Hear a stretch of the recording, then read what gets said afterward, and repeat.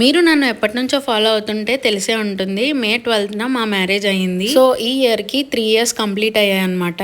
So morning గుడికి వెళ్ళిపోయి evening అయితే ఇలా డిన్నర్ కి తిరుపతి భీమాసన్ పెట్టారు కదా కాకినాడలో, అక్కడికైతే వచ్చాము.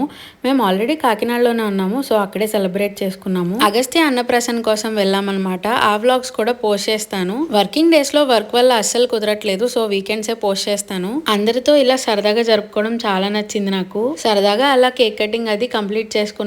విహాన్తో మాకు ఇది సెకండ్ మ్యారేజ్ యానివర్సరీ. ఫస్ట్ అయితే వాడికి అసలు తెలియనే తెలీదు, ఇప్పుడు కొంచెం అన్ని తెలుస్తున్నాయి. వాడు కూడా ఎంజాయ్ చేశాడు. బేసిక్ గా మేము ఎప్పుడు వెజ్ రెస్టారెంట్స్ కే వెళ్తాము అని చెప్తాను కదా కౌస్తుబాకి, but for a change veg restaurant కొత్తగా పెట్టారని చెప్పేసి తిరుపతి భీమాస్కి అయితే వెళ్ళాము.